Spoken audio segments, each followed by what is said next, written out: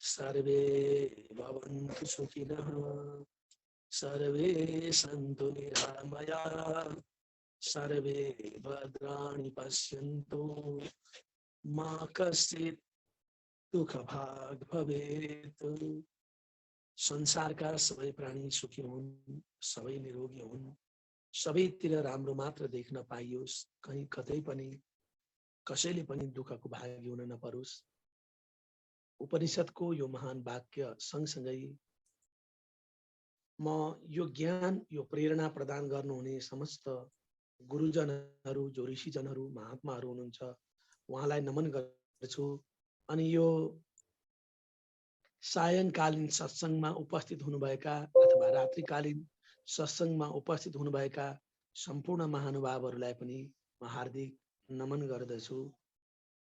जसले आफूलाई चिन्ने र चिनेका कुराहरू थाहा पाएका कुराहरू अरूलाई बाँड्ने जो भावनाले कर्म गरिरहनु भएको छ त्यस्ता व्यक्तित्वहरू सँगसँगै हाम्रो सत्सङ्गको यो महायात्रा अगाडि बढिरहेको छ। आफूलाई चिन्ने कुरा, संसारलाई बुझ्ने कुरा, त्यही क्रममा मैले श्रीमद् भागवत महापुराण भित्रको पुरञ्जनको उपाख्यानलाई सामान्य रूपमा ल्याएर यहाँहरुमा निवेदन गरिरहेको छु। यसले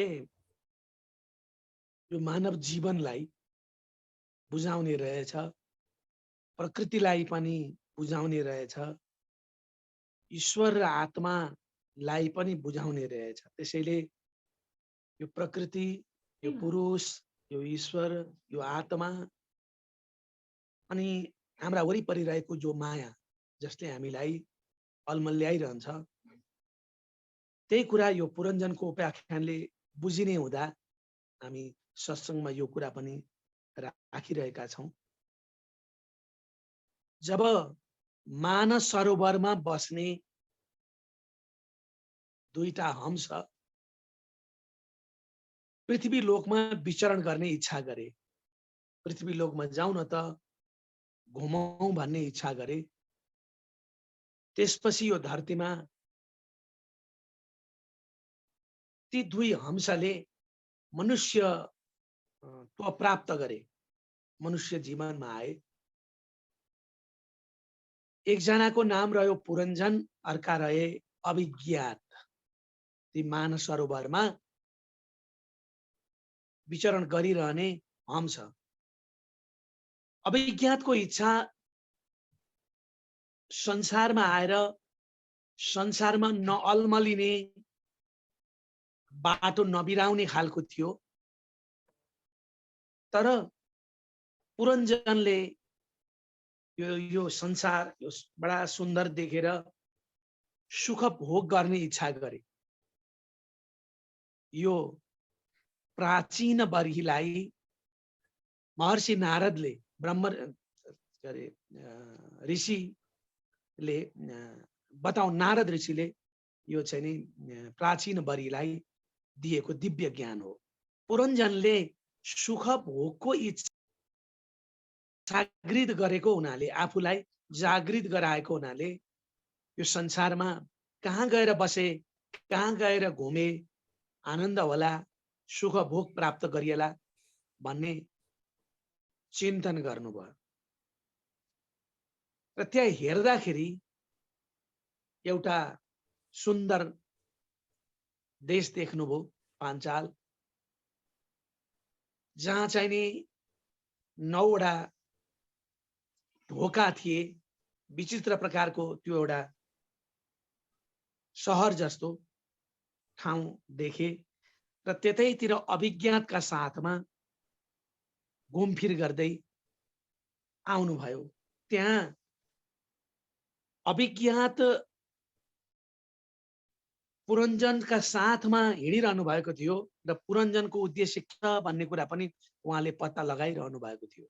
पहरबाट हेर्दाखेरि 10 जना 11 जना सहेलीका साथमा रमाउँदै रमाउँदै त्यो पुरलाई खुसी पार्ने वाली पुरञ्जनी पनि आइरहेकी थिइन्। त्यो दृश्यले पुरञ्जनलाई तान्यो। अभिज्ञातले थाहा पाए तिमी त ती युवती प्रतिबाट आकर्षित भयौ, नजिक हुन खोजिरहेका छौ भनेर चाहिँ नि अभिज्ञातले सम्झाए। आखिर सुखभोग गर्नका लागि पुरञ्जन आएका थिए। पुरञ्जनीको त्यो वस्त्र अनि ती साथीहरूसँग हिँडेको त्यो सुन्दरताले बडा आकर्षण गराइरहेको थियो। त्यही बेलामा त्वदाननम शुभ्र सुतार लोचनम व्यालम्बिनी लालक वृन्द समृतम उन्नीयमे दर्शय बल्गुवाचकम यद्रीडया नाभिमुखम शुचिस्मिते। त्यतिखेर पुरञ्जन जब पुरञ्जनीको नजिकमा पुगेपछि उनको त्यो हिँडाइ, उनको त्यो लचकता, उनले लगाएका लुगा र उनको त्यो सुन्दरताले तानिएको हुनाले भन्न लागे। के भन्छन् भन्दाखेरि, हे सुन्दरी, यो एकान्त ठाउँमा तिमी किन घुमिरहेकी छौ? तिम्रो शोभा देखेर म बडा आनन्दित भएको छु, खुसी लागेको छ। मनलाई नै लट्ठ पार्ने तिम्रो मुखाकृति हामीतिर देखाउ न भनेर उनले चाहिँ अलिक मिठो तरिकाले, साहित्यिक तरिकाले आफूतिर फर्काउने वचन बोलिसकेपछि नारदजी भन्नुहुन्छ, पुरञ्जनीले पनि पुरञ्जनलाई आफूतिर आकृष्ट भएको कुरा भित्रैबाट उनले चाल पाएकी थिइन् र उनले भनिन्, इतम पुरञ्जनम नारी याचमानमधिरवत अभ्यनन्दत तम वीरम हसन्ती वीर मोहित। यसरी अधैर्य भएर तिम्रो त्यो सुन्दर अनुहार हामीलाई पनि देखाउ न भनेर पुरञ्जनले भनेपछि उनले भन्न लागिन्, बडा मिठो र खुसीपूर्वक भनिन्, हे नरश्रेष्ठ, यो संसारमा, यो धरतीमा तपाई साह्रै सुन्दर हुनुहुँदो रहेछ।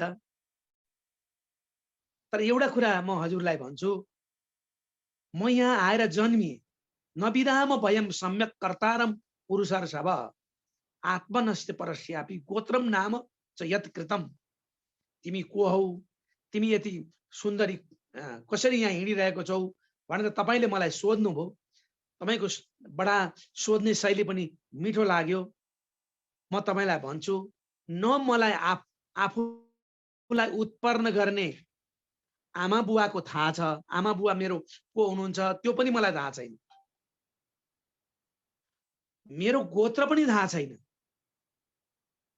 र मेरो वास्तविक नाम पनि मलाई थाहा छैन। तर सबैले यहाँ मलाई यो पुरलाई बडा चाहिँ नि खुसी दिन्छे, राम्रो गर्छे भनेर पुरञ्जनी भन्छन्। तर वास्तवमा मेरो नाम के हो, मेरा पिता माता को हुन्, कसले मलाई जन्माएको भन्ने कुरा मलाई थाहा छैन। इहाद्य सन्तमात्मानं विदामन तत परम। हे वीर, तपाई हेर्दा यति सुन्दर देखिनुहुन्छ, तपाई त राजा हुनुहुन्छ, तपाईको हाउभाउ सबै हेर्दाखेरि। त्यसैले मैले यथार्थ कुरा भनेकी हुँ। यो पुरीमा अहिले मेरा सहेलीका साथ म बसेकी छु, हामी सबै बसेका छौं। यो कुरा चाहिँ सत्य हो। यति कुरा चाहिँ यो कहाँबाट हो के हो भनेर मैले भन्नु पर्दैन। यहाँ बसेको चाहिँ सत्य हो। तर यस बाहेक अरु कुरा मलाई सोध्नु भयो भने मलाई केही पनि थाहा छैन। यो हामीलाई, मलाई यहाँ म सहित मेरा साथीहरू जो बसेका छौं, यति सुन्दर एउटा नगर छ। यो नगरलाई कसले बनायो, त्यो नगर बनाउने वाला पनि मलाई थाहा छैन। हो, तपाईले सोधेको प्रश्नको उत्तर मैले दिनुपर्छ, तर मलाई जे थाहा छ त्यही कुरा मात्रै मैले भने। त्यसैले हे प्रिय वर एते सखाय सख्यो मे नरा नार्यश्च मानद मानद सुप्तायाम मयि जागर्ति नागोयम पालयन पुरीन। विचित्रको यो नगरमा हामी बसेका छौं। यी मेरा साथी स्त्रीहरू, तपाईले जो देखिरहनु भएको छ मेरा वरिपरि बसेका, यी मेरा साथीहरू हुन्, सखीहरू हुन्। जब म सुत्छु बेलुका, मेरा साथीहरू गएर सुत्छन्, त्यसपछि पनि यो नगरको रक्षा चाहिँ भइरहन्छ। तर यो नगरको रक्षा गर्ने सुप्तायम मयि जागर्ति नागोयम पालयन पुरीन। यी 5 फडा भएका जो सर्पहरू छन्, यी ढोकामा बसेका छन्, यी पाले बनेर बसेका छन्। यिनीहरूले नै हामी सुतेको बेलामा हाम्रो रक्षा गरिरहन्छ। दिष्ट्या गतोसी भद्रम ते ग्राम्यन कामान विप्सचे। हे शत्रुनाशक, शक्तिशाली वीर, तपाई यहाँ आउनुभयो, तपाईलाई हामीले स्वागत गर्न पायौं, यो हाम्रो सौभाग्य हो। हाम्रो पनि कल्याण होस्, तपाईको पनि कल्याण होस्। तपाईको बोलाइ, तपाईको हेराइ सबै कुरा बुझ्दाखेरि तपाई भित्र भोगको इच्छा जागृत भइरहेको मैले अनुभव गरेँ, यदि म गल्ती छुइनँ भने। त्यसो भए यो नगरमा तपाई बस्नुभयो भने तपाईले चाहे जति सुख भोग प्राप्त गर्न सक्नुहुन्छ। इमाम तमदितस थस्व पुरीम नवमुखीम विभे। यो जो 9 वटा ढोका भएको यो नगर छ, यहाँ बसेर मयो पनितान गृह्णान काम भोगन सतम समा। तपाईले चाहे जति, सोचे जति यहाँ बसेर तपाईले विषयको भोग गर्न पाउनुहुन्छ। किनकि तपाई जो तपाईको, किनभने मान्छेको जस्तो चिन्तन हुन्छ, जस्तो सोच हुन्छ, जस्तो विचार हुन्छ, त्यस्तै किसिमका उसका व्यवहारहरू हुन्छन्। तपाईको व्यवहार हेर्दा, तपाईको बोली हेर्दाखेरि तपाई सुख भोग गर्न चाहनुहुन्छ। त्यसैले तपाई बाहेक यहाँको सुख भोग अरूले कसले गर्न सक्छ? त्यही भएको हुनाले चाहे जति सुख भोग गर्नुहोस्, सन्यासीले सुख भोग गर्ने होइनन्, अनि तपस्वीहरूले पनि सुख भोग गर्ने होइनन्। ती अझ महापुरुषहरूले त यो सुख भोग, संसारको सुख भोग त कल्पना पनि गर्दैनन्। गृहस्थी आश्रममा बसेर तपाई जस्तो वीरले मात्रै सुख भोगको उपभोग गर्न सक्नुहुन्छ। त्यसैले द्वादृशाम पतिम, तपाईको हेराइ, तपाईको बोलाइ, तपाईको यो चाहिँ व्यवहार देख्दाखेरि म भित्र पनि यस्तो कुरा जागृत भएर आयो कि तपाई मेरो पति हुन सक्नुहुन्छ। तपाई जस्तो पति पाउनु मेरा लागि पनि धेरै ठुलो कुरा हो। मैले यही कुरा ठानेको छु। कस्य मनस्ते भुवि भोगिवम भोगयो रियान सज्जेत भुजयो र महाभुज। त्यसैले हे महाभुज, हे महाराज, तपाई यो भोग भोग्न तयार हुनुस्। तपाईको जुन सुन्दर शरीर छ, तपाईका जुन सुन्दर हातहरू छन्, ती बाहुपासमा बसेर यो संसारको परिभ्रमण गर्ने अनि सुख भोग गर्ने मेरो पनि इच्छा जागृत भएको छ भनेर पुरञ्जनीले पनि आफ्नो प्रस्ताव पुरञ्जनलाई राखिन्। जो मानव सरोवरका 2टा हंस थिए, ती हंस मध्ये एकजना चाहिँ यो धरतीमा सुख भोग गर्न आउने पुरञ्जन अनि त्यो नगरमा बस्ने वाली पुरञ्जनीका बीचमा प्रेमालापका कुराहरू सुरु भए। यसरी पुरञ्जन र पुरञ्जनी, नारदजी भन्नुहुन्छ, त्यो नगरभित्र प्रवेश गरे। जो 9 वटा ढोका भएको सुन्दर नगर छ, त्यो नगरभित्र प्रवेश गरे। त्यहाँ यति आनन्द दिन्थ्यो बडा मिठो वर्णन छ यहाँ। उपगीयमानो ललितम तत्र तत्र च गायकै, त्यहाँ भित्र यति मिठो गानाहरू गाइएका थिए जो कोहीको पनि मन त्यहाँ चाहिँ नि तानिहाल्थ्यो। त्यहाँ भित्र जब पुरञ्जन प्रवेश गरे, पुरञ्जनीको कीर्ति गाइरहेका ती गायकहरूले पुरञ्जनको कीर्ति पनि गाउन सुरु गरे। आफ्नो प्रशंसा सुनिसकेपछि बडा खुसी भएर पुरञ्जनले कति आनन्द र कति सुखको क्षेत्र रहेछ यो, त्यसैले समय अनुसारका अवस्था अनुसारका सुख भोग गर्नुपर्छ। अब त कृष्म लागेको छ। कोही भन्छन् किरणन परिवृत श्रीवीर हृदिनी मावि विशत्सुचौ। यो ग्रीष्म ऋतु आएपछि जब पुरञ्जन र पुरञ्जनी नदीमा गएर क्रीडा गर्न सुरु गरे, यो शहरमा, यो 9 ढोका भएको सुन्दर शहरमा भिन्न भिन्न देशमा जाने भिन्न भिन्न प्रकारका ढोकाहरू राखिएका थिए। अघि नै माथि आएको छ। त्यसमध्येमा माथिपट्टि 7 वटा ढोका, तलतिर 2 वटा ढोका थिए।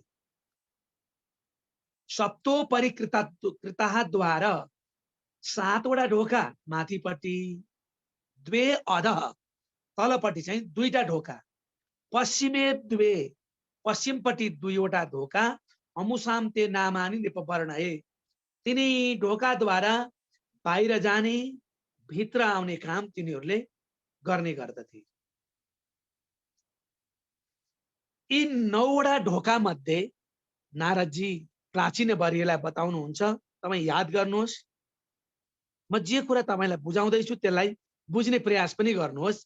त्यसमध्येमा यी 9 वटा ढोका मध्ये 5 वटा ढोका चाहिँ यो नगरका पूर्वतिर फर्किएका थिए, एउटा दक्षिण, एउटा उत्तर, यसरी नै 2 वटा पश्चिमतिर ढोका थिए। 5 वटा पूर्व, उत्तर दक्षिण 2 टा अनि 2 टा पश्चिमतिर। त्यो पूर्वपट्टिको ढोकाको नाम राखेको थियो खद्योता र आविर्मुखी। पूर्वतिरका ढोकाको नाम छ, एउटा ढोकाको नाम खद्योता, अर्को ढोकाको नाम आविर्मुखी। यो खद्योता र आविर्मुखीबाट आफ्ना मित्र द्युमान जो विभ्राजित नाम गरिएको देशमा बस्थे, त्यहाँ चाहिँ द्युमान नाम गरेका मित्रलाई भेट्नका लागि पुरञ्जन जाने आउने गर्दथे। अब यहाँ हामीले 5 वटा ढोका पूर्वतिर छन् भन्ने कुरा बुझ्यौं। त्यसमध्येमा 2 वटा ढोकाको चाहिँ नाम पनि यहाँ आयो। एउटाको नाम छ खद्योता, अर्काको नाम छ आविर्मुखी। र त्यहाँबाट बाहिर जाँदाखेरि जो देश छ, विभ्राजित नाम गरिएको देश छ, त्यहाँ बस्नेवाला एकजना मित्र छन् पुरञ्जनका। ती मित्रको नाम चाहिँ द्युमान छ। द्युमानलाई भेट्न जान्थे। अब 5 वटा ढोका मध्ये 2 टा ढोकाको त नाम भयो, अरु 2 टा ढोका भन्दा एउटा ढोकाको नाम चाहिँ अर्को, तेस्रो ढोकाको नाम नलिनी, चौथोको नालिनी। त्यसरी नै नलिनी र नालिनी पनि अरु 5 वटा ढोका मध्ये यति गर्दा 4 वटा ढोका भए। त्यहाँबाट सौरभ देशमा आफ्ना मित्र भेट्नका लागि पुरञ्जन जाने गर्थे, अथवा पुरञ्जन र पुरञ्जनी जाने गर्थे। त्यसपछि अर्को अलि ठूलो प्रमुख ढोका छ। 5 वटा ढोका मध्ये 4 वटा ढोकाको पूर्वतिरको नाम त आयो, त्यसमध्ये एउटा मुख्य ढोका छ त्यो पूर्वपट्टिको। त्यहाँबाट चाहिँ रसज्ञ र विपणक नाम गरिएका चाहिँ मित्रहरू बस्थे। बौद्धन र आपण नाम गरिएको देश थिए र त्यहाँ जाने गर्दथे। बौद्धन नाम गरिएको देशमा रसज्ञ राजा, रसज्ञ साथी, अनि अर्को आपण देशमा चाहिँ विपणक नाम गरिएका मित्र भेट्न जान्थे। यसरी 5 वटा ढोका, जस्तो मुख्य ढोकाको नाम मुख्यानी भयो, अनि नलिनी, नालिनी, आविर्मुख र खद्योता, यी 5 वटा ढोका, 5 वटा मित्र, 5 वटा देश भेट्न जाने पुरञ्जनका। यसरी 5 वटा ढोकाको बारेमा नारदजीले प्राचीन बरीलाई बताइदिनु भयो। त्यस्तै पितृहुर निपपुर्या द्वार दक्षिणेन पुरञ्जन। हे राजन, त्यो शहरको दक्षिणतिरको जुन ढोका भने मैले, त्यो दक्षिणतिरको ढोकाको नाम चाहिँ पितृहु, ढोकाको नाम पितृहु हो। त्यो पितृहुबाट पुरञ्जन बाहिर निस्किएर जाने देशको नाम चाहिँ पाञ्चाल हो।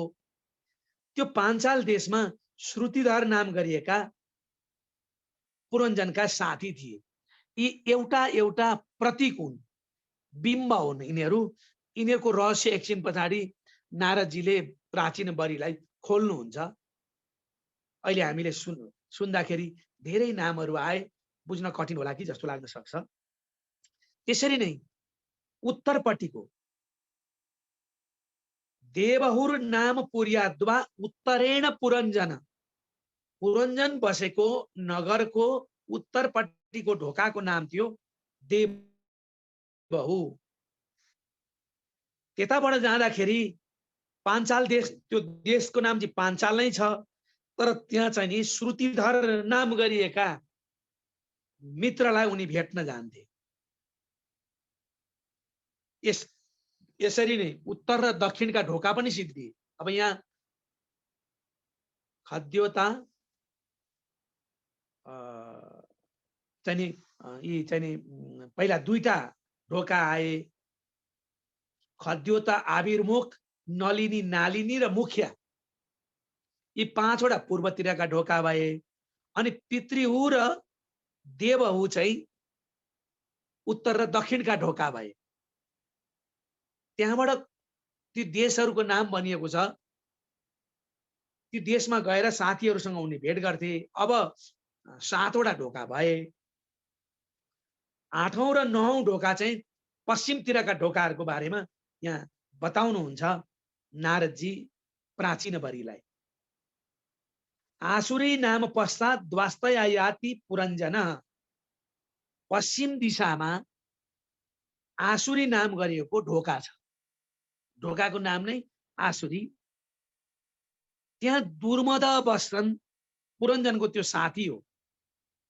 ग्राम्य देशमा बसेका दुर्मदलाई भेट्नका लागि पुरञ्जन आसुरी नामको ढोकाबाट पश्चिमतिर जान्थे। त्यही पश्चिममा अर्को एउटा ढोका छ, जुन ढोकाको नाम छ निरीति। त्यो द्वारबाट लुब्धक नाम गरिएका व्यक्तिलाई भेट्न पुरञ्जन जान्थे। यसरी दुर्मद र निरीति पश्चिमका ढोका, देवहु र पितृहु उत्तर र दक्षिणका ढोका, पूर्वतिरका 5 वटा मैले अघि दोहोर्याएँ, खद्योता, आविर्मुख, नलिनी, नालिनी र मुखिया। अन्धावमीसाम पौराणाम निर्वाक पेशस्कृता बुबौ। यो नगरमा, यो जुन पाञ्चाल नगरको बारेमा मैले जुन कुरा भने, नारदजी भन्नुहुन्छ यहाँ निर्भा रहन्छन्। पुरञ्जन आँखा भएका मानिसको अधिपति भए तापनि तिनै आँखा नदेख्नेको सहायताबाट मात्रै चारैतिर हिँड्ने, विहार गर्ने काम गर्दछ। हुन चाहिँ अधिपति दृष्टि भएकाहरूसँगको अधिपति छन् ऊ, तर ती 2 अन्धाको सहयोग लिएर उनी अनेक पुरमा जाने कामहरू गर्ने गर्दछन्। जब अन्तपुरमा प्रवेश गर्दाखेरि स्त्री, पुत्र, मोह, प्रसन्नता, हर्ष आदिको उनलाई साह्रै ठुलो अनुभव हुन्थ्यो। अन्तपुरमा प्रवेश गरेपछि त्यो अन्तपुरमा चाहिँ मोह पनि त्यही, त्यो सम्पूर्ण कुराको मुह बस्ने भएको हुनाले त्यो कुराले चाहिँ उसलाई तानिरहन्थ्यो। एवं कर्मसु संसक्त, यसरी कर्ममा आसक्त भएको हुनाले ज्ञानवान ती पुरञ्जन बिस्तारै अन्तःपुरमा प्रवेश गरिसकेपछि त्यो मूल ज्ञानलाई उनले बिर्सिए। किनभने जब त्यो नगरमा प्रवेश गर्दाखेरि साथीका रूपमा अभिज्ञात आएका थिए, पुरञ्जनीको संयोग भएर पुरञ्जनीसँग नजिकमा भइसकेपछि उनले अभिज्ञातलाई पनि सम्झिन छोडे। त्यसैले जब अभिज्ञातलाई उनले भुले, त्यसपछि उनमा ज्ञानको मात्रा घट्यो, अज्ञानमा रहन थाले। त्यो अज्ञानताले पुरञ्जनलाई कहाँ लग्यो भन्दा कामको बसमा लिएर गयो। त्यो कामको बसले गर्दा पुरञ्जनीको चारैतिरको त्यो जालोमा उनी पसे। महिषी यद्दधीहेत तत्तद्देवान् नवर्ततः। महिषीको अर्थमा पुरञ्जनीको त्यो मुहको जालो भित्र उनी भित्र पसे। पुरञ्जनीले जे अराउँछिन् त्यही काम गर्नका लागि पुरञ्जन सुरु गर्दथे। पुरञ्जनीले जुन जुन काम गर्थिन्, क्वचित पिबन्त्याम पिबती, जब पुरञ्जनी पिउनका लागि बस्थिन् उनी पिउन थाल्थे। पुरञ्जनी केही खान बस्थिन् उनी पनि खान बस्थे। पुरञ्जनीले जे गर्थिन् मदपि होला, उनी पनि त्यही गर्न थाले। त्यही क्रममा क्वचित गायन्ति गायन्ताम, पुरञ्जनी गाउन थाल्दा उनी पनि गाउँथे। पुरञ्जनी नाच्न थाल्दा उनी पनि नाच्थे। पुरञ्जनीले पिबती मदिराम मदपि होला, मदिरा पिउँदा उनी पनि मदिरा पिउँथे। यसरी बसमा परे कि अलिकति पनि आफ्नो सोच र विचार त्यो अनुसार चल्नुपर्छ भन्ने कुरा सबै बिर्सिए उनले। गाउँदा गाउने, रुँदा रुने, हाँस्दा हाँस्ने, बोल्दा बोल्ने, यस्तो किसिमको उनको व्यवहार भयो। जब उनी दगुर्न लाग्थिन्, क्वचित धावती धावन्त्याम, उनी दगुरेको देखेपछि पुरञ्जन पनि दौडिन्थे। पुरञ्जनीले विश्राम लिँदा उनी पनि विश्राम लिन्थे। कुनै कुरा पुरञ्जनीले सुन्न थालिन् भने त्यही कुरा मात्रै उनी सुन्थे। यसरी दिन भएर पुरञ्जनीको मोह पासमा पुरञ्जन निरन्तर रूपमा बसमा परेर आफ्नो स्वभाव नै उनले बिर्सिए। जुन स्वभाव अभिज्ञानसँग बस्दाखेरि थियो, सबैलाई दायाँ बायाँ अगाडि पछाडि म को हुँ के हुँ, त्यो जे कुराको अनुभूति थियो उनीमा, त्यो सम्पूर्ण कुरा उनले बिर्सिए। केवल आफूलाई म पुरञ्जन हुँ, म पुरञ्जनीका साथमा छु, यति मात्रै याद छ। त्यही सुख भोगमा उनी लागे। यसरी उनी मूढ भए। अज्ञानताले घेरिसकेपछि व्यक्ति मूढ हुँदो रहेछ। मूढ भए।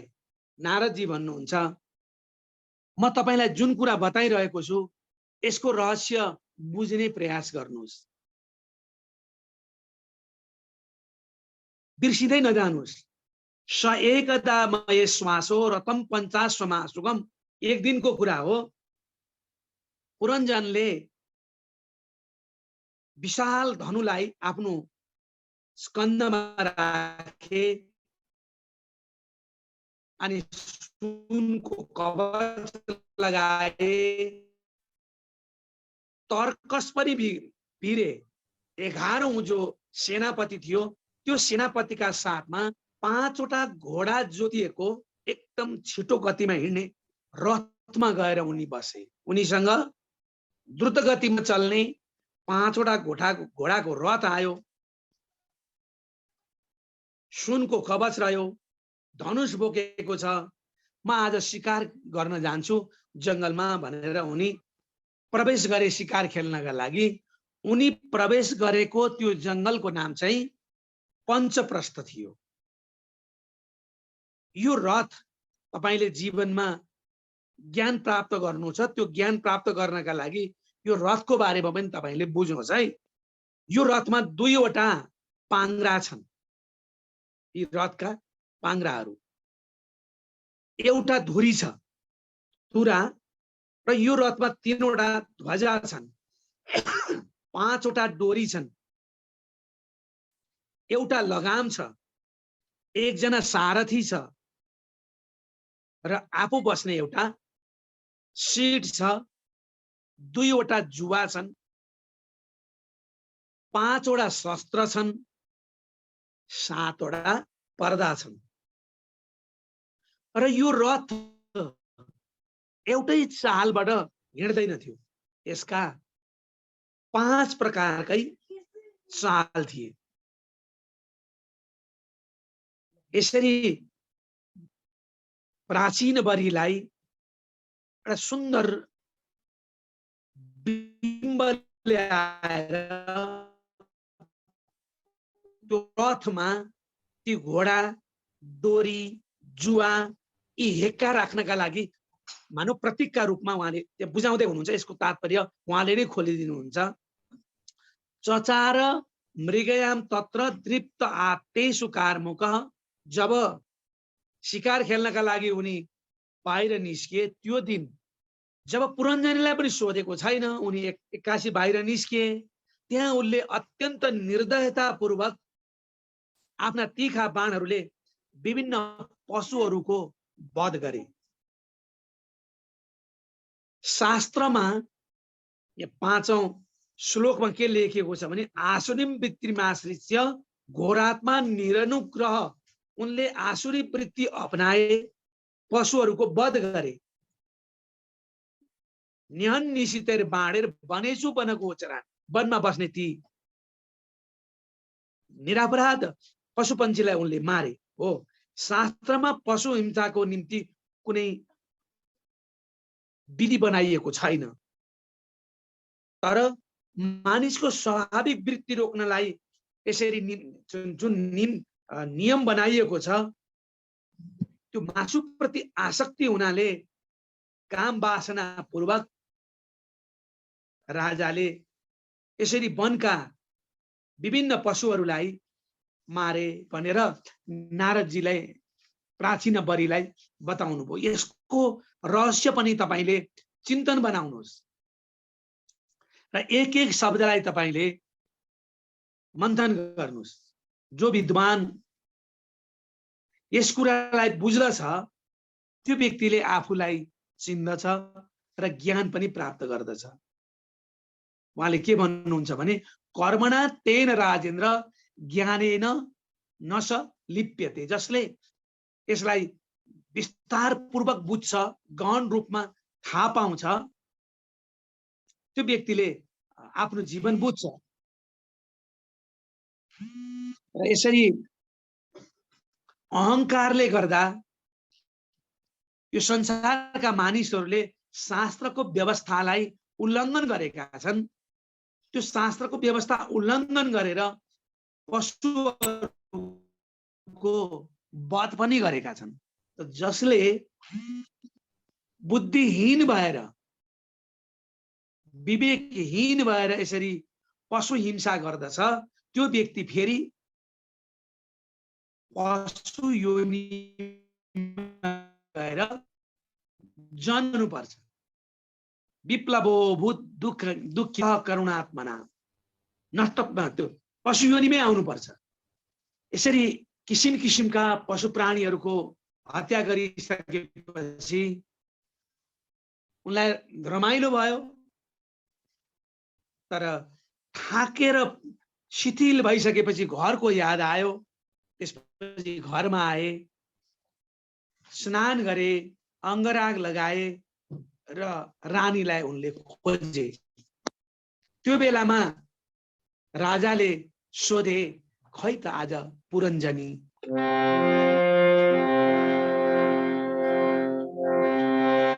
मन एक ध्यान हरि भजन, एक मन एक ध्यान हरि भजन, तेरी कैले आरती छीना यो विलापन, यो दीना यो विलापन, तेरी कैले आरती छीना यो दीना यो विलापन, यो दीना यो विलापन।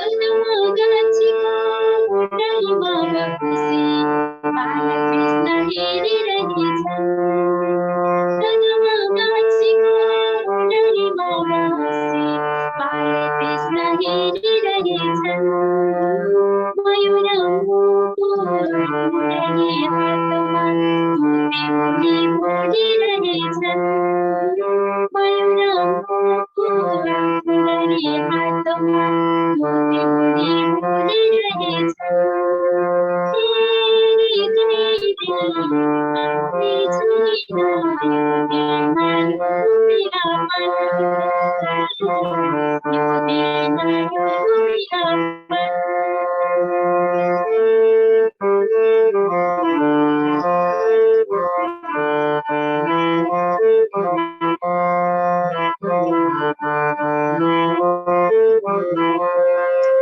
हातमा बंसी लीड कृष्ण रासलीला रचिरहेछन्, हातमा बंसी लीड कृष्ण रासलीला रचिरहेछन्, गोबर गोपी कृष्णका साथमा छम्म छम्म नाचिरहेछन्, गोबर गोपी कृष्णका साथमा छम्म छम्म नाचिरहेछन्, तेरी कैले आउने छैन यो दीना यो विलापन, यो दीना यो विलापन।